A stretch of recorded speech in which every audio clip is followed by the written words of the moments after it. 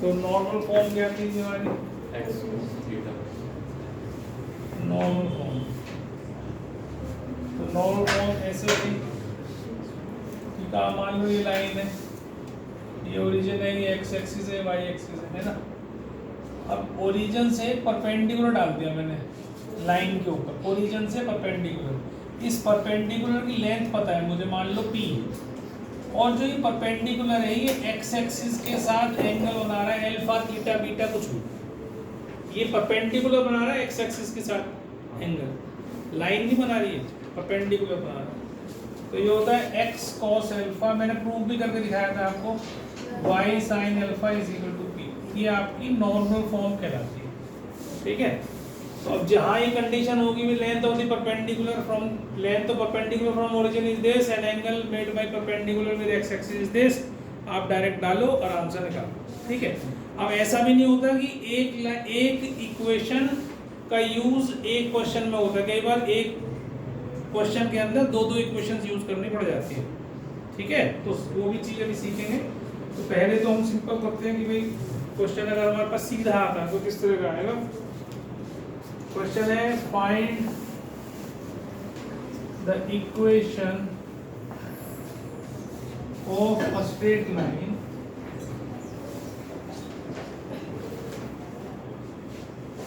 on which the length of perpendicular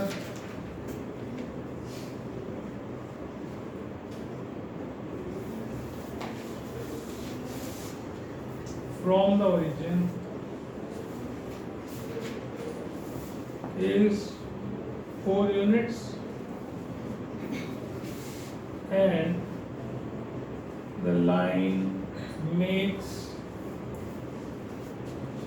an angle of 120 degree with positive direction of x axis, ठीक है जी। बिल्कुल same simple question है, बिल्कुल direct information दे रखी है कि लेंथ ऑफ द परपेंडिकुलर क्या है, p क्या है 4 और अल्फा क्या है आपका 120, सीधा दे रखा है, कुछ नहीं करना, वैल्यू डालनी है केवल आपने इसमें। तो ये हो जाएगी x cos 120 plus y sin 120 is equal to 4। अब cos 120 निकालने के लिए 180 माइनस 60 मतलब माइनस cos 60 मतलब माइनस 1/2। तो यहाँ लिखो x into minus 1/2, y into sine 120 को भी ऐसे ही करेंगे 180 माइनस 60 पे आ जाएगा ये साइन 60 विच इज √3/, तो यहाँ लिख दो ये √3/2 इज इक्वल टू 4। तो ये minus x plus √3y is equal to LCM 2 आएगा, तो 2 जो है वो उधर चला जाएगा, इट विल बिकम 8 और सबको उधर ले जाओ। x का कोफिशिएंट हमेशा पॉजिटिव रखना है, ठीक है। Is plus 8 is equal to 0। ये आपकी लाइन की इक्वेशन डायरेक्ट आ गई, डायरेक्ट क्वेश्चन है, कुछ चेंज नहीं है, ठीक है, सीधा सीधा।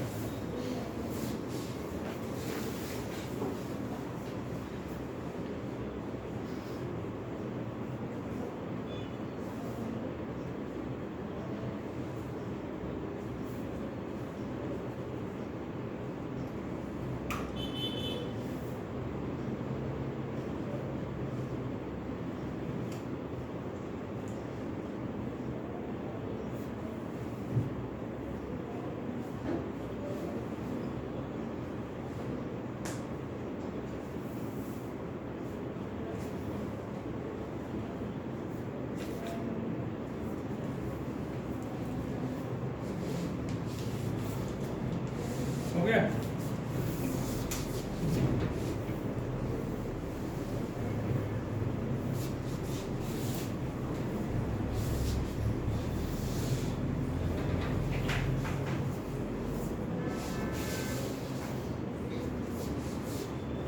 A line forms a triangle of area 54√3 square units with coordinate axis.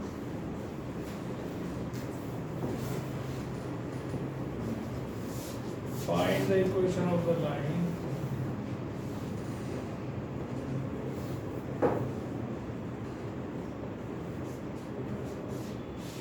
if the perpendicular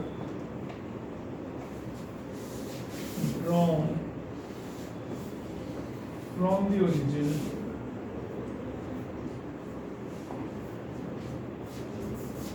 to the line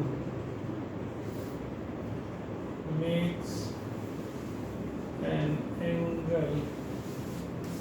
of 60 degree with the x-axis.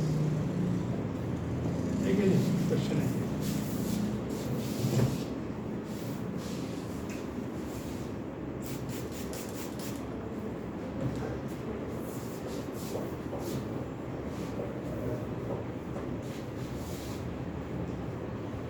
अब एक छोटा सा फिगर बनाओ। क्या कह रहा है ये? कह रहा है कि जो लाइन है वो ट्रायंगल बना रही है विद कोऑर्डिनेट एक्सिस। ठीक है, तो उसका एरिया दे रखा है आपको। पहले तो ऐसे बनाया हमने, ये ट्रायंगल बना रही है, इसका एरिया दे रखा है हमें, मान लो ये OAB है, मान लो सपोज करो। और कह रहा है इक्वेशन ऑफ द लाइन निकालो, perpendicular drawn from the origin to the line makes an angle of 60 degree with X axis. ये एक्स एक्सिस के साथ 60 डिग्री का एंगल बना है। अब लेंथ नहीं दे रखी है हमें डायरेक्ट कि हम डाल दें उसके अंदर क्वेश्चन निकाल दें। तो अब इसका मतलब क्या कह रहा है? ये कह रहा है कि इसकी लेंथ निकालो, पहले जो length of perpendicular from origin वो निकालो पहले। अब वो किसकी हेल्प से निकालो? एरिया की हेल्प से, जो एरिया दे रखा है। तो अगर मान लो मेरा इक्वेशन ये हो x upon a plus Y upon B is equal to 1, ठीक है, तो कैसे निकालूंगा मैं इसको? ठीक है, अब ये मान लो मेरा हो गया a, 0 हो गया ना, क्योंकि लेंथ a है ही, x इंटरसेप्ट, ये मेरा b है, तो ये हो गया 0, तो इसका मतलब ये राइट एंगल ट्रायंगल होता ही है। तो एरिया क्या हो गया? 54√3 इज इक्वल टू, क्या निकालूं? एक मिनट में सोच रहा हूँ, इसको निकाल दूँ 60 की हेल्प लेके। चलो कोई नहीं, पहले देखो क्या हो गया, हाफ AB। तो ये हो गया आपके पास AB की वैल्यू आ गई 108√3। ये तो पहली इक्वेशन आ गई मेरे पास। और मैं क्या निकाल सकता हूँ? और अगर मैं ये ट्रायंगल ले लूँ, इसका नाम मैं दे देता हूँ C। अगर मैं इस ट्रायंगल में OBC में अगर मैं ये लेंथ निकालना चाहूँ तो निकाल सकता हूँ क्या? P मान ली, मान लो। तो रेशो क्या बनेगा मेरा इसमें? देखो जरा रेशो बताओ क्या बनेगा इसका? ये है बेस और ये है हाइपोटेन्यूज। तो बेस और हाइपोटेन्यूज का कॉस होता है ना। तो cos 60 कितना हो जाएगा? बेस अपॉन हाइपोटेन्यूज, तो ये होता है 1/2। तो a आ गया 2p आ गया बेस 2। अब ये 60 था तो ये कितना हो गया? 30। तो इस ट्रायंगल के अंदर अगर मैं इसका रिलेशन लूँ तो क्या बनेगा? अभी भी मेरा बेस ही बनेगा, क्योंकि ये बेस जिसके साथ एंगल बनना है लाइन के साथ, वो बेस, और ठीक है, और 90 के सामने वाला हाइपोटेन्यूज हमेशा ध्यान रखना। तो इसमें अब cos 30 बनाओ, ये तो था इन ट्रायंगल OBC, ये है इन ट्रायंगल OAC, ये वाला। तो cos 60 कितना हो गया जी? P/B। cos 60 30 कितना होता है? √3/2। तो B कितना निकला है? 2/√3P निकला है। अब इन दोनों की वैल्यूज बढ़ा दो। A की वैल्यू 2P, B की value 2P upon √3 is equal to 108√3। ये होगा ना। तो जब 2 से काटोगे तो कितना आएगा? 54। इससे काटोगे तो कितना आएगा? 27। तो p² कितना आ गया? 27 इंटू 3√3 3 हो गया, मतलब 81 हो गया। तो p कितना आ गया जी आपका? 9 प्लस माइनस का p आ गया। अब आपके पास p तो निकालने की लड़ाई थी हमारी, एंगल पहले दे रखा है उसने हमें, p निकालना था हमें। तो हमने क्या करना है? x cos alpha plus y sin alpha is equal to P. ठीक है जी, बस इसमें वैल्यू डालो सर। पी +9 नहीं होगा। हाँ +9 ही होगा, लेकिन उसमें नेगेटिव कर लेते हैं, वो प्लस ही रहेगा हमेशा। It will always be positive. एक ले लेना प्लस का। सर अगर हम इसका ट्रायंगल का area half into OC into AB कर दे तो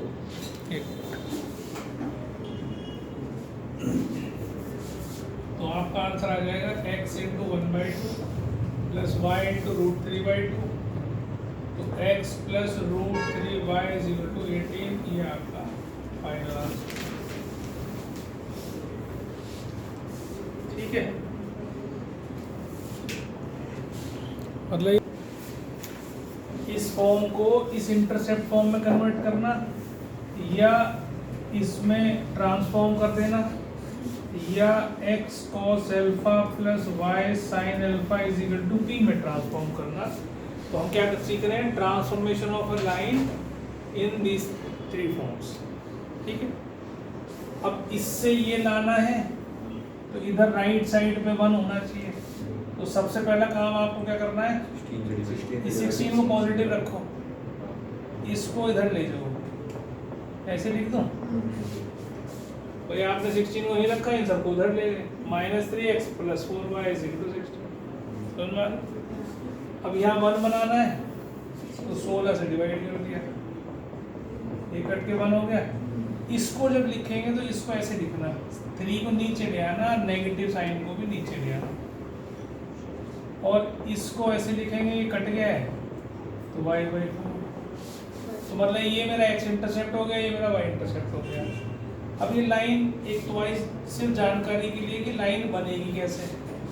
इंटरसेप्ट x का तो नेगेटिव है तो वो तो इधर होगा, और y का ऊपर होगा, तो इक्वेशन लाइन ऐसी बन के जाएगी, है ना, क्योंकि नेगेटिव इंटरसेप्ट x का है और y का पॉजिटिव इंटरसेप्ट है। तो ये इंटरसेप्ट फॉर्म बन गई इसकी। अब इसी फॉर्म को उसमें कन्वर्ट करना स्लोप इंटरसेप्ट फॉर्म में। ठीक है, तो कैसे करेंगे? y को एक तरफ रखना है हमें, बाकी सबको उधर ले जाना। तो 4y को मैं इधर ले गया, ऐसे कर लूँ, देखो जरा। अब यहाँ 4 से डिवाइड कर लो, तो ये क्या हो गया? y1 हो गया, y का कोफिशिएंट यहाँ 1 था ना, तो 3/4x + 4 ऐसा बन गया। अब नाउ कंपेयर अगर इससे करूँगा तो ये m हो गया मेरा स्लोप, और ये क्या हो गया मेरा c, ये y इंटरसेप्ट हो गया। समझ में आ गया बेटा? अब लाइन की, या तो किसी लाइन की अगर मुझे स्लोप निकालनी हो, इस लाइन की, मुझे कहा है find the slope of this line, तो या तो मैं इस फॉर्म में लेके आऊँ उसको जो मैं लाया हूँ अभी, या फिर एक डायरेक्ट फॉर्मूला m क्या होती है? Coefficient of x upon coefficient of y, और बाहर नेगेटिव साइन। कोई भी फॉर्म में पढ़िए equation, coefficient of x upon coefficient of y, बाहर माइनस का साइन। अब जैसे यही थी, तो कोफिशिएंट ऑफ x 3 है, कोफिशिएंट ऑफ y -4 है, बाहर कितना? माइनस का साइन। कट के क्या आ गया? यही आया। अब अगर ये इस फॉर्म में होती, ये थोड़ी है मैं ऐसे इधर उधर करता हूँ। तो कोफिशिएंट ऑफ x कितना है? कोफिशिएंट ऑफ y कितना है? बाहर कितना? तो ये डायरेक्ट फॉर्मूला है जो आपको याद रखना है, coefficient of x upon coefficient of y with negative sign. आप कोफिशिएंट जब भी लेते हो विद साइन लेना है, पॉजिटिव है तो पॉजिटिव, नेगेटिव है तो नेगेटिव। ठीक है, और बाहर एक्स्ट्रा एक नेगेटिव रखना है, तो आपके पास स्लोप ऑफ लाइन आ जाएगी। समझ में आ गया? अब इसी इक्वेशन को मुझे क्या करना है? नॉर्मल फॉर्म में लाना। अब मैं नॉर्मल फॉर्म में लाने के लिए सबसे पहले इंपॉर्टेंट चीज कि p जो कांस्टेंट होगा इसका, वो हमेशा पॉजिटिव रखना है, वो नेगेटिव कभी नहीं रखना है ना। तो हमें, और ये पॉजिटिव है ना, इसके सामने प्लस है, तो इन सबको उधर ले जाना है। मतलब कि इनके साइन नेगेटिव हो सकते हैं कोफिशिएंट, कि ये पॉजिटिव रखना है। तो ये ऐसे हो जाएगी जैसे मैंने यहाँ लिखी हुई थी, है ना? समझ में आ गई बात इतनी? अब क्या करना है? जो कोफिशिएंट ऑफ x है उसका स्क्वायर करना है, और जो कोफिशिएंट ऑफ y है उसका स्क्वायर करना है, उसका अंडर रूट। तो ये हो जाएगा 9 + 16 25, 5 आ जाएगा, है ना? आ गया? अब 5 से सबको डिवाइड कर देना, इसको भी और इसको।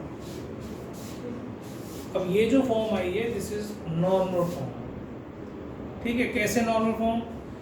ये तुम्हारा cos अल्फा है, cos alpha is -3/5, sin alpha क्या आया 4/5। अब हमें ये पता है कि sin square alpha plus cos square alpha तो 1 होता है, तो क्या इन दोनों का स्क्वायर करके ऐड करूंगा तो 1 आएगा? तुम कहोगे हाँ आएगा। क्यों आएगा? 9/25, 16/25, 25/25 ये करके, इसका मतलब ये हो गया हमारा cos अल्फा, ये हो गया हमारा, और ये हो गया हमारा p, ठीक है। समझ में आ गई बात? तो ट्रांसफॉर्मेशन सिखाया। अब इसका यूज कहाँ होगा? वो 2 लाइन दे देंगे तुम्हें, अब वो कहेंगे ये बताओ कि इनमें से कौन सी लाइन ओरिजिन के नजदीक है, which line is nearer to the origin, ठीक है। जैसे मान लो फॉर एग्जांपल मैं एक क्वेश्चन उठाता हूँ, उसको समझना। जैसे इसने एक लाइन ये दे दी, एक लाइन इसने ये दे दी, ठीक है। अब इसने कहा है कि बताओ कौन सी लाइन ओरिजिन के पास है। तो जब भी वो ओरिजिन के पास कहे तो समझ लेना कि वो लेंथ ऑफ p की बात कर रहा है, इसकी बात कर रहा है। ओरिजिन से लेंथ परपेंडिकुलर जो होता है उसकी लेंथ की बात कर रहा है। ये जितनी पास हो छोटा होगा उतना ही नजदीक होगा, जितना कम होगा दूर होगा ज्यादा, है ना। तो अब इसका मतलब इसको हमें किसमें कन्वर्ट करना? नॉर्मल फॉर्म में कन्वर्ट करना। तो नॉर्मल फॉर्म में कन्वर्ट कैसे करूंगा? पहले प्लस इसको कहीं रखूंगा, ये -3x + 4y = 4। अब इसका स्क्वायर प्लस इसका स्क्वायर तो 5 ही होता है, तो 5 से मैंने इसको डिवाइड कर दिया, ये हमने कर लिया अभी, तो ये p आ गया मेरा। अब दूसरे वाले के लिए क्या होगा? -4x + 3y = 12, इसका भी 5 ही आएगा। 16 + 9 25, उसका 5 आया, ये भी 5 आ गया। तो अब तुम देखो ये बड़ा कि ये बड़ा? नीचे वाला बड़ा। इसका मतलब ये नजदीक है, ये दूर है। तो this line is nearer to the origin. जिसका p छोटा, जो भी पूछे वो क्वेश्चन, वो कहेगी कौन सी दूर है, तो p अगर ज्यादा है तो वो दूर है, p अगर नियरर पूछे तो जो कम है वो p हो गया। समझ में आ गई बात? अब बता लो उसको, 25 तो -5 भी होगा, उसके लिए अलग कंसेप्ट, ठीक है। इसे बाद में उतार लेना, पहले समझ लेना, टाइम मिलूंगा आराम से होता। एनसीईआरटी का क्वेश्चन है। तो कोई भी line parallel to X axis होती है तो उसका स्लोप 0 होता है, क्योंकि इसने एंगल बनाया 0 इसके साथ। अब स्लोप होता क्या है? कोई भी लाइन एक्स एक्सिस के साथ जो एंगल बनाती है उसका tan थीटा। tan थीटा किसका? जो एंगल बनाया है उस लाइन ने एक्स एक्सिस की पॉजिटिव डायरेक्शन से। और ये तो 0 बना रही है, ये तो पैरेलल है, तो इसका मतलब tan 0 is 0। तो स्लोप हमेशा पैरेलल लाइन जो होगी एक्स एक्सिस, तो स्लोप इज ऑलवेज 0, ठीक है। निकालेंगे बाद में, k की वैल्यू निकालेंगे। पैरेलल टू y एक्सिस होगा तो मतलब परपेंडिकुलर टू एक्स एक्सिस होगा, तो स्लोप हो जाएगी उसकी tan 90, मतलब 1/0, ठीक है। तो जो भी स्लोप आएगी उसका स्लोप में 1/0 लिख दो, ठीक। tan 90 passing through origin. Origin से जब भी पास होती है लाइन, तो या तो ऐसे कर लो कि भाई एक्स ओरिजिन को सेटिस्फाई करना चाहिए इक्वेशन को। एक तरीका तो बताया था ना, कोई भी पॉइंट किसी भी लाइन के ऊपर लाई करता है तो उसकी इक्वेशन को सेटिस्फाई करेगा। तो या तो 0 0 रख दो यहाँ पर, तो ये बराबर 0 आ जाएगा, ऐसे याद कर लो। या दूसरा तरीका क्या याद करने का कि मैंने ये भी बताया था, जो भी लाइन ओरिजिन से पास होती है उसका कांस्टेंट होता ही नहीं है, कांस्टेंट 0 होता है। y = mx होती है, c नहीं होता, c इज ऑलवेज 0। तो ये 0 वाला होगा, तो इसका c 0 होना चाहिए। समझ में आ गई बात? तो अब पहले स्लोप निकालते हैं। स्लोप था माइनस बाहर coefficient of x upon coefficient of y, है ना। ये होगा, ये कट गया इससे माइनस, ये बराबर 0। तो इसको इधर ले जाऊं तो k - 3 = 0, तो k कितना आ गया 3। पहले वाली इक्वेशन का पार्ट आ गया। दूसरे वाले में यही स्लोप है, k - 3/4 - k²। ये स्लोप है, ये किसके बराबर? क्रॉस मल्टीप्लाई कर लो, 4 - k² 0, ये इधर आ गया, ये इधर आ गया, तो k² कितना 4, तो k कितना आ सकता है +- फर्स्ट, ठीक है। तो k इतना आ गया हमारे पास। अब passing through origin, third part, ये तो सेकंड हो गया। थर्ड पार्ट में क्या होगा? c जीरो होना चाहिए, सी मतलब ये पार्ट जीरो होना चाहिए। तो K square minus 7k plus 6 is equal to zero, तो K square minus 6k minus K plus 6 is equal to zero, इससे के माइनस 6 और के माइनस 1 ये दो फैक्टर बन जाएंगे, तो के कितना आ गया 6 या तो ये तीनों कर दो फटाफट। ये दिया है कि थीटा पी की वैल्यू निकालो अगर ये नॉर्मल फॉर्म है, मतलब ऐसी नॉर्मल फॉर्म है, बनी बनाई है, हमें कुछ नहीं बनाना है इसमें, ठीक है। If the equation this is the normal form of this line, मतलब इसको इससे कंपेयर करना है, ठीक है। थीटा निकालना है, पी निकालना है। तो सबसे पहला काम मैंने बताया था नॉर्मल फॉर्म में ये कांस्टेंट पॉजिटिव रहना चाहिए, तो बाकी उधर ले जाओ उस तरफ, ऐसा। अब cos थीटा कितना हो गया -√3, है ना। cos थीटा कितना हो गया -√3। अब ये तो गड़बड़ हो गया यार, क्या कह रहा है ये। अच्छा, is the normal form of this line, इस लाइन की ये नॉर्मल फॉर्म है, मतलब इसको नॉर्मल फॉर्म में कन्वर्ट करोगे, ठीक है। इसको पहले क्या करना है, कन्वर्ट करना है। ये नॉर्मल फॉर्म है इस लाइन की, तो आप लिखो -√3x minus y is equal to 2, तो √3 का स्क्वायर प्लस -1 का स्क्वायर इसका अंडर, तो 3 + 1 4 2 आ गया, तो 2 से डिवाइड करना है, तो ये आ गया -√3/2x minus 1/2y is equal to 1। अब समझो ये cos थीटा है और ये क्या है sin, और ये क्या है, तो आपको थीटा निकालना है। cos थीटा बराबर इतना ले लो या sin थीटा बराबर इतना ले लो, बराबर निकलेगा। देखो कर दो, cos थीटा है हमारा कितना -√3/2, √3/2 कहाँ होता है cos 30 डिग्री पर, अब क्योंकि नेगेटिव है तो cos 180 - 30 कर दो इसको, तो कितना हो गया cos 150, तो cos थीटा किसके बराबर आ गया 150, थीटा कितना हो गया 150 डिग्री, तो ये थीटा निकाल दिया आपने। अगर साइन से निकालना चाहते हो तो साइन से निकाल दो, ये हो गया -1/2 तो माइनस साइन 30 डिग्री, है ना। तो ये कैसे निकलेगा, नेगेटिव है, तो क्या करूं, गड़बड़ हो गई,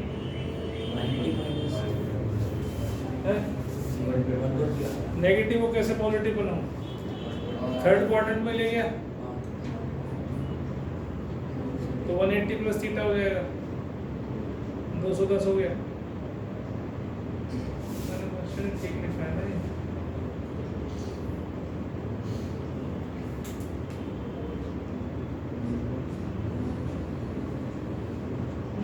ये हम ही गलती कुछ कर रहे हैं क्या, देखो चेक करो जरा एक बार, गलती चेक करो, पहले इसकी जगह चलेंगे आगे रिकॉर्ड भी जब करेंगे। तो अब समझ लो ध्यान से, या ऐसे कर लो या फिर ये कर लो कि फिर दोनों को डिवाइड कर लो, मतलब ये ध्यान रखना है। इसमें मान लो ये क्वेश्चन ऐसे होता √3x minus y is equal to /2 is equal to 1, तो ये cos थीटा तो होता पॉजिटिव और sin थीटा होता नेगेटिव, तो हम इसे कहाँ ले जाते, cos पॉजिटिव फोर्थ में ले जाते, तो हम इसको क्या करते हैं, फिर हम क्या करते हैं इसको cos नहीं 360 माइनस करके कर देंगे ना, ये कहाँ होता √3/2 कहाँ होता है 30 डिग्री पर होता है, तो ये हो जाता है cos 360 माइनस 30, मतलब cos 330, और इससे निकालते तो माइनस साइन ये भी 30 पे होता है, ठीक है। तो ये माइनस, तो ये हो जाता है हमारा साइन 360 माइनस 30, तो भी आपका क्या बनता है साइन, मतलब साइन 330। समझ में आ रही है, मतलब आपको दोनों वैल्यूज देखनी है कौन से साइन की हैं, कौन से साइन की है, दोनों का साइन चेक करना है, उसके हिसाब से क्वाड्रेंट तय करना है, फर्स्ट में जाना है, सेकंड में जाना है, थर्ड में जाना है, फोर्थ में जाना है, ठीक है। तो अब हमें पता है क्वाड्रेंट में पहले वाले में सारे पॉजिटिव होते हैं, इसमें Sin साइन पॉजिटिव और कॉस नेगेटिव होता है, इसमें दोनों नेगेटिव होते हैं। अभी हम साइन की बात कर रहे हैं ना, साइन और कॉस की बात कर रहे हैं नेगेटिव, इसमें कॉस पॉजिटिव और साइन नेगेटिव। अब यहाँ तो कोई सा कोएफिशिएंट प्लस माइनस हो सकता है, तो इसलिए कॉस पॉजिटिव हो सकता है, साइन नेगेटिव हो सकता है, दोनों नेगेटिव हो सकते हैं, दोनों पॉजिटिव हो सकते हैं, तो कोई सा भी हो सकता है। तो आपको किससे डिसाइड करना है? इनके साइन से डिसाइड करना है। समझ में आ गई अच्छे से बात? ये सर आप कहते हैं डिवाइड करके हो जाएगा वो फिर हाँ, तो tan थीटा निकाल ले, इसका tan थीटा निकाल, 1/√3। tan थीटा क्या होता है? साइन अपॉन कॉस, तो ये आ जाएगा 1/√3। पर अभी भी ध्यान रखना है, ये नहीं कि देखो tan तो पॉजिटिव हो गया, नेगेटिव नेगेटिव कट गया, अभी थर्ड में ही जाना है हमने। फर्स्ट में भी होता है वही तो बता रहा हूँ, साइन कॉस नेगेटिव है, tan पॉजिटिव है, तो कहाँ होता है सर? थर्ड। अच्छा तो हमें साइन उसको तो देखना ही है ना, उनको आँख थोड़ी बंद करेंगे उनके जिससे निकाला है, ठीक है? तो ये कहाँ होता है? थर्ड में होता है, तो 30 डिग्री को होता है ना, tan 30 डिग्री होता है ना, तो ये भी 180 प्लस 30, तो भी tan 120 280 बनता है। बनेगा किसी से बना ले, सेम ही बनेगा, बस इसका ध्यान रखना है कि ये दोनों वैल्यूज पॉजिटिव है नेगेटिव है, एक पॉजिटिव एक नेगेटिव, अगर कोस साइन दोनों पॉजिटिव होते फिर फर्स्ट में तो फिर फर्स्ट में, फिर हम जो यहाँ था 30 वही लिख लेते हैं, ठीक है ना? अब तुम्हें पता है वो ट्रिग्नोमेट्री तुमने पढ़ी हुई है अच्छे से, ठीक है ना? तो ये बढ़िया क्वेश्चन था, मैंने भी बहुत दिनों बाद करवाया होगा, ध्यान ही नहीं है। तो ये सब चीज़ें जो है ना, पहले उसमें कॉम्प्लेक्स नंबर्स में एक हम वो करते थे, ठीक है ना? तो एक इक्वेशन हो गई ये, एक इक्वेशन हो गई है, एक इक्वेशन हो गई है, ठीक है? एक इसकी जब भी आपको दो लाइंस, ये पॉइंट निकालना है ए, तो ये किन दो लाइंस के पॉइंट ऑफ इंटरसेक्शन से मिल रहा है? इसके और इसके। तो ये क्लास 10th में हमने सीखा पॉइंट ऑफ इंटरसेक्शन निकालना लाइंस का। जब दो लाइन को हम सॉल्व करते थे लीनियर इक्वेशंस को, तो एक पॉइंट निकलता था, एक एक्स की वैल्यू निकलती थी, एक वाई की वैल्यू निकलती थी, वो क्या होता है? Point of intersection of two lines, ये पॉइंट होता था, ठीक है? तो अगर हम इसको और इसको सॉल्व कर लें तो एक्स और वाई की वैल्यू से ए आ जाएगा, इसको सॉल्व कर ले तो बी आ जाएगा, इसको सॉल्व करें तो सी आ जाएगा। समझ में आ गई बात? अब जरा एक ए सॉल्व कर लेते हैं, बाकी फिर देखते हैं। x minus 3y minus 2 is equal to 0, x plus Y minus 6 is equal to 0, दोनों को ऊपर नीचे रखा, कट गया, minus 4y plus 4 is equal to 0, y कितना आ गया 1। अब इसमें डाल दो एक, x plus 1 minus 6 is equal to 0, x minus 5 is equal to 0, x कितना आ गया 5, तो पॉइंट आ गया 5,1। बात समझ में आ गई? अब ऐसी बी निकालना है, ऐसी सी निकालना है, तो बी सी में दोनों निकाल ले रहा हूँ, बता रहा हूँ मुझे, ठीक है? तो मैं भी कैसे बताऊँगा, ये क्वेश्चन पता नहीं चलेगा, तुम सॉल्व कर दो इसको। इसको आप 3y है तो इसलिए आसान ही हो जाएगा, 5x minus 3y plus 2 is equal to 0, x minus 3y minus 2 is equal to 0, minus plus plus ये कैंसिल हो गया, 4x plus 4 is equal to 0, x कितना आ गया -1, और -1 minus 2 is equal to 3y, तो y आ गया -1, तो ये आ गया जी -1 -1, है ना? ये तो पॉइंट आ गए, अब तो तीसरा पता चल जाएगा। तो ये आ रहा है जी 2,4, ये आ रहा है 2, इन दोनों को सॉल्व करेंगे तो ऐसे। तो पहला काम आपको इन 3 पॉइंट्स को निकालना है, तो तभी आप मीडियन की या तो सेंट्रोइड के हैं तो सेंट्रोइड निकालने के लिए भी ये करना पड़ेगा, और अगर मीडियन की इक्वेशन निकालने के लिए कहें तो भी ये करना पड़ेगा। मीडियन क्या होता है? 3 मीडियन होते हैं। यहाँ से अगर मैं डालूँ इस लाइन पर, ये मिड पॉइंट पे चला जाए, तो इस लाइन को हम मीडियन बोलते हैं। ऐसी ये भी मीडियन होती है, और ऐसी ये भी मीडियन होती है, तीनों एक ही जगह से पास होती है। कॉमन पॉइंट को हम सेंट्रोइड बोलते हैं, है ना? अब हमने इक्वेशन ऑफ AD निकालनी है, इक्वेशन ऑफ BF निकालना है, इक्वेशन ऑफ CE निकालनी है। तो हमारे को दो कंडीशंस हमें पता है कि लाइन की इक्वेशन निकालने के लिए हमें क्या चाहिए होता है? एक पॉइंट एक स्लोप या 2 पॉइंट, ये मिनिमम रिक्वायरमेंट है किसी भी लाइन को बनाने के लिए। अब यहाँ पर हमारे पास एक पॉइंट तो है इस लाइंस की 5,1, लेकिन ये पॉइंट नहीं है D मेरे पास, तो D तो मिड पॉइंट है मेरा, तो मिड पॉइंट निकाल सकता हूँ ये B और C का, तो मिड पॉइंट निकाल दो 20 का, तो ये हो जाएगा 2 माइनस 1/2, 4 माइनस 1/2, कितना हो गया जी 1/2 और 3/2 हो गया। ये क्या आ गया डी पॉइंट आ गया, इसका मिड पॉइंट। अब ये AD की इक्वेशन निकालनी है, इक्वेशन ऑफ AD निकालनी है। तो दो पॉइंट है आपके पास 5,1 और कितना 1/2, 3/2।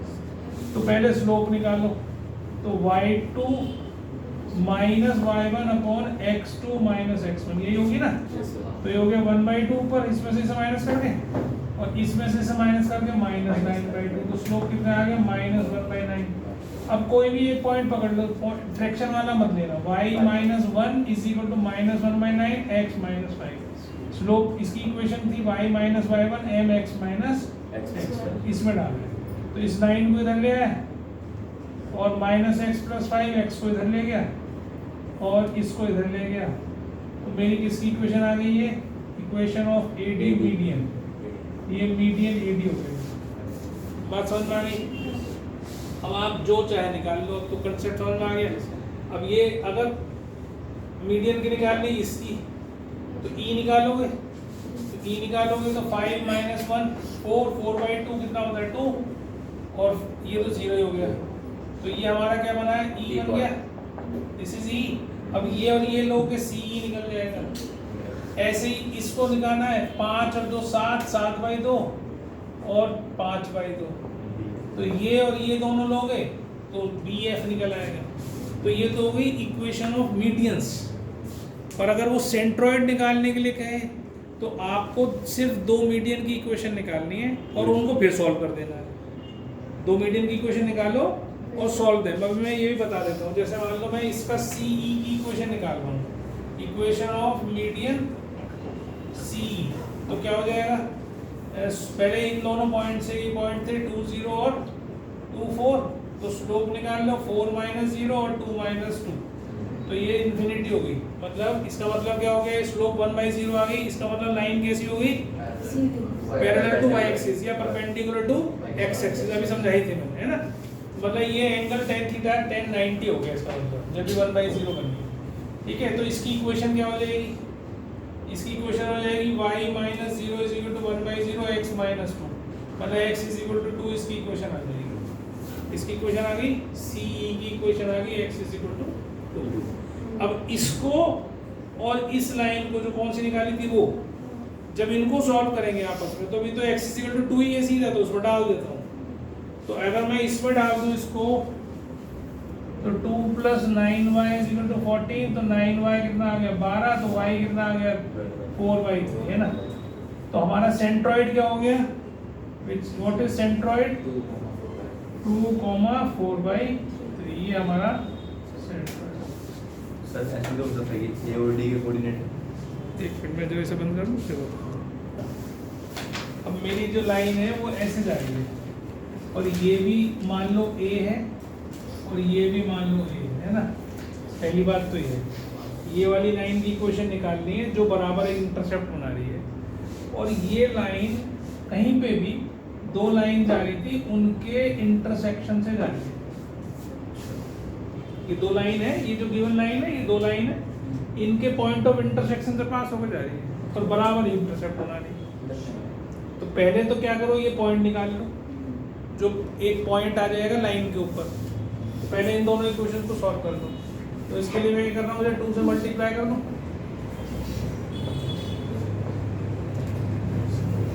ऐसे माइनस कर दूँ ऐसे, तो y कितना आ गया -5, तो ये कितना आ जाएगा भाई, 2x plus 15 plus 1 is equal to 0, x आ गया -8, तो पॉइंट आ गया -8, -5। ठीक, अब लाइन फर्स्ट क्वाड्रेंट में तो नहीं हो सकती है, तो पक्का है भाई -8 -5 से जाएगी, लेकिन हमें कोई फर्क नहीं पड़ता उस बात से। ठीक है, ये कहीं पे भी जाती रहो, हम थोड़ी ड्रॉ थोड़ी करेंगे वहाँ पे। अब अगर कोई इक्वल इंटरसेप्ट बना रही है तो लाइन होगी कैसी, हो ऐसी ऐसी होगी ना, ये A और B बराबर है, तो x plus Y is equal to A होगी मेरी। अब क्योंकि ये पॉइंट इस पे लाई कर रहा है, तो सेटिस्फाई करेगा। A की वैल्यू कितनी आ गई, -13। ठीक, अब आपके पास इक्वेशन क्या आ गई, x plus Y is equal to -30।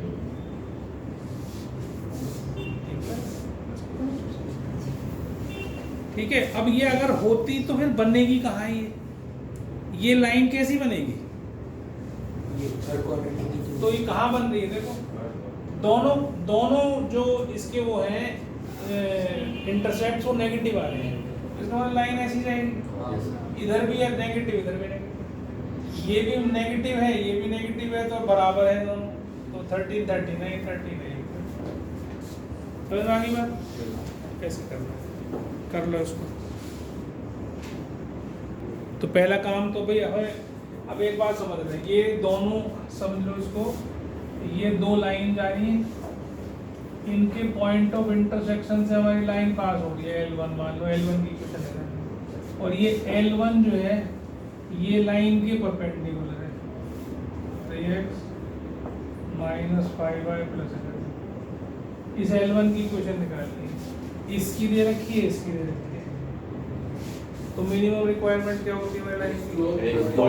तो स्लोप निकल सकते मिल सकता है लाइन का, भाई चलिए परपेंडिकुलर इस लाइन की, इसका स्लोप क्या है? Coefficient of x upon coefficient of y with negative sign, तो 3/5। इसका क्या स्लोप हो गया? -5। अब जब इनका पॉइंट ऑफ इंटरसेक्शन निकालोगे पॉइंट आ जाएगा, तो वो पॉइंट भी मिल गया लाइन के ऊपर और स्लोप भी मिल गया, तो दोनों को सोल्व कर लो। तो कैसे सोल्व करेंगे? इसे 3 से मल्टीप्लाई कर दो, तो ये 9x प्लस 6y प्लस -15 कर लेते हैं, ठीक है, दोनों को ऐड कर दिया, 14x is equal to 14 minus का, है ना, तो x कितना आ गया? -1। अब इसमें छोटे वाले में डाल देता हूँ, -5 -1 इज इक्वल टू 6y, तो y कितना आ गया? -1। तो पॉइंट ऑफ इंटरसेक्शन क्या आ गया? -1 स्लोप भी है, तो इक्वेशन क्या होगी? इक्वेशन ऑफ अ लाइन क्या होगी? y plus 1 is equal to -5/y और x प्लस 1, क्योंकि y माइनस y1 होता है ना, तो यहाँ पर माइनस पहले से ही है, माइनस इधर हो गया तो फिर प्लस हो गया, ठीक है। तो इसको इधर ले आओ जरा, 5x प्लस 3y, और इसको उधर ले जाओ -8, ये हमारी लाइन की इक्वेशन। दिमाग में बार बार सिर्फ यही दोहराओ कि हमें क्या चाहिए इक्वेशन बनाने के लिए, भैया पॉइंट चाहिए, स्लोप चाहिए, या 2 पॉइंट चाहिए, उसी के ऊपर फोकस करना है हमने, कैसे मिलेगा ये पता चल जाएगा तो क्वेश्चन हो जाएगा, ठीक है।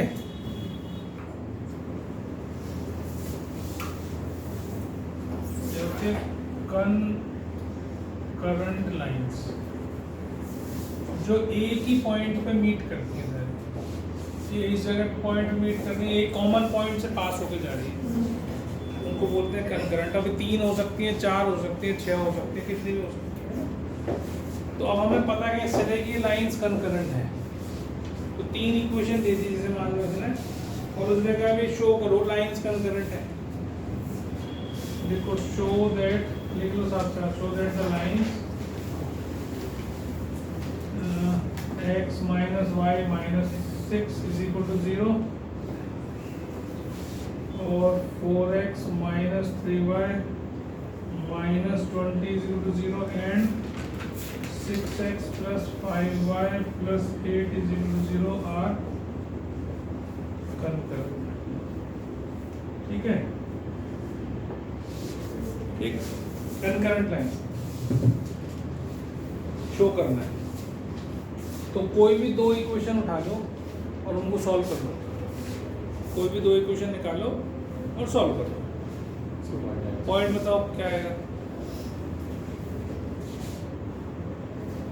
पॉइंट बताओ, 2 इक्वेशन उठा लो, छोटी वाली उठा लो, ये वाली दोनों उठा लो, तो इसको 4 से मल्टीप्लाई कर लो, 4x minus 4y is equal to 24 और 4x minus 3y is equal to 20, minus plus minus ये cancel, minus y is equal to 4, तो y माइनस 4 है, ठीक है, और इसमें डाल दो, तो x मतलब x minus minus plus minus x आ गया 2, तो पॉइंट ऑफ इंटरसेक्शन क्या आ गया? 2, -, आ गया। अब ये पॉइंट तीसरी इक्वेशन को सेटिस्फाई कर जाएगा करंट तो फॉर तो करंट है। भाई तीनों पॉइंट, इन दोनों का तो पॉइंट ऑफ इंटरसेक्शन हो ही गया ये। पर अगर यही पॉइंट ऑफ इंटरसेक्शन उस पे भी है, लाइन पे भी है वो पॉइंट, तो इसका मतलब तीनों एक ही पॉइंट से पास हो रही है। तो डालो पॉइंट, इसको थर्ड पॉइंट में पुटिंग 2, -4 इन थर्ड इक्वेशन। तो ये हो जाएगा 6 × 2 + 5 × -4 + 8, देखो कितना है 12 - 20 + 8, मतलब 20 - 20 दैट इज 0। तो 0 बराबर, इसका मतलब ये पॉइंट ऑफ इंटरसेक्शन हो गए तीनों का, और लाइंस आर कंकरेंट। लास्ट में लिख लेना हेंस लाइंस आर कंकरेंट। जो पॉइंट ऑफ इंटरसेक्शन दो लाइन का आना चाहिए वो तीसरी इक्वेशन को सेटिस्फाई करना चाहिए। ठीक है, तो पहली बात तो आपको एरिया निकालना है, तो पॉइंट से एक मान लो लाइन ये है, एक मान लो लाइन ये है, और एक = 0। तीन लाइन, तो पहले तीनों वर्टिसेस निकालने हैं। तो वर्टिसेस निकालने कैसे, जो आपस में सॉल्व कर सकते हैं। तो पहले इसको सॉल्व करें, तो ये x = 0 है, इसको इसमें डाल दूँ, तो y कितना आ गया C1, तो 0, C1 तो ये हो गया। ऐसे ही इसमें डाल दूँ तो 0, C2 हो गया। ये दो आएंगे, आसान है। अब इन दोनों को आपस में सॉल्व करना है, तो ये बराबर रख लूँ दोनों को, क्योंकि y बराबर है, तो इसका मतलब इनको दोनों को इक्वेट कर सकता हूँ मैं। तो इसको इधर ले आओ, इसको इधर ले जाओ, तो m1 - m2 और x कॉमन निकाल लो, C2 - C1, तो x आ गया C2 - C1 अपॉन m1 - अब इस वैल्यू को इसमें डाल दो, तो y आ जाएगा m1 × C2 - C1 upon m1 - m2 और प्लस C1। एलसीएम ले लो, m1 C2 - m1 C1 plus m1 C1 - m2 C1 upon m1 - m2, LCM ले लिया इसका। ठीक है, तो ये कैंसिल हो गया, तो y हमारा ये आ गया। तो हमारा मान लो ये a पॉइंट है, ये b है, हमारा c है। a पॉइंट क्या आ गया हमारा x, तो ये आ गया C2 - C1 upon m1 - m2, ये तो x आ गया, y ये आ गया m1 C2 - m2 C1 upon m1 - m2। अब तुम्हारे पास b कितना है 0, C1 और c कितना है 0, C2। अब तीन पॉइंट आ गए, आपस में सॉल्व करना सीख गए ना। अब इनका एरिया निकालना है, तो एरिया के लिए जो हमने 10वीं क्लास में पढ़ा था वही करेंगे हम यूज। ठीक है, क्या करा था, या तो फॉर्मूला लगाओ जो उस दिन तक हमने बताया था, है ना। 10th में फॉर्मूला हो, तो वो 10th में पढ़ा नहीं तुमने, तो तुम्हें मैंने तरीका बताया था कैसे करना है। पहले तीनों पॉइंट्स को लिख लो, ठीक है, एक बार तीनों पॉइंट्स को लिख लो ऊपर नीचे जैसे मैंने लिखा है ना। और अब जो सबसे ऊपर लिखा है उसे फिर लिख लो एक बार, जो भी लिखा, इस कहीं से शुरू करो, कोई फर्क नहीं पड़ता कि कौन सा लिखना है। ठीक है, मैंने इसलिए लिखा ऊपर 0 C1, तो छोटा लिखने में आसानी रहेगी, सिर्फ इतना। इसको ऐसे लिखो और बाहर लिखो ये, तो ये एरिया ऑफ ट्राइंगल आ जाएगा। अब कैसे करना था, इसको इससे मल्टीप्लाई प्लस इसको इससे मल्टीप्लाई प्लस इसको इससे मल्टीप्लाई, तो इसको इससे करा तो 0, इसको इससे करा 0 और इसको इससे करा तो C1 × C2 - C1 upon m1 - m2, ये तो हो गया 1, इसे तो बंद कर दो माइनस। अब इसको इससे मल्टीप्लाई करो 0, फिर इसको इससे मल्टीप्लाई करो, C2 मल्टीप्लाई करके ऐड करना है ना, m1 - m2, फिर इसको इससे मल्टीप्लाई करो, है ना। मॉडुलस जरूर रखना, क्योंकि एरिया इज नेवर नेगेटिव, वो पॉजिटिव रहता है हमेशा। ठीक, अब इसको सॉल्व करोगे तो ये माइनस ये रह जाएगा, देखो है क्या। तो C1 और इन दोनों में इसको मैं लिख देता हूँ C2 - C1 upon m1 - m2 minus C2 - C1 upon m1 - m2 हो गया। अब इसमें से ये कॉमन है, देखो इतना हिस्सा कॉमन है दोनों में, ये देखो कॉमन है ना, तो ये बचाया मैंने C2 - C1 upon m1 - m2, तो कॉमन निकाला, और ये बचा C1 - C2। ठीक है, अब इसमें और इसमें क्या अंतर है बेटा, देख लो इसमें माइनस का अंतर है, तो पहले इसमें माइनस निकाल के प्लस कर दो उसको। तो अगर मैं माइनस कॉमन निकालूंगा तो ये बन जाएगा C2 माइनस C1, बाहर अंदर माइनस होगा ना, तो मॉडुलस क्या कर देगा, प्लस ही कर देगा। तो इसको फिर मैं कैसे लिख सकता हूँ, इसको मैं ऐसे लिख सकता हूँ C2 माइनस C1 का whole square upon M1 minus M2 का मॉडुलस। ये मेरा एरिया आ गया, बाहर हाफ आ गया, हाफ का रूट लिखना है। This is my- अब जो तुमसे पूछा जाए, जो कहे कि प्रूव इसके बराबर करो, अगर क्वेश्चन में आया कि ये prove this is equal to area is this, अगर वहां पे हो C2 माइनस C1 तो ऐसे लिखना, अगर हो C1 माइनस C2 तो इसमें से माइनस कॉमन निकाल के कर देना होल स्क्वायर, तो फिर भी बनेगा, बनेगा ना। हमेशा सब्ट्रैक्ट करेंगे बीच में। हैं? हाँ, down minus up, down arrows को प्लस करा, माइनस अप एरोज को प्लस करा।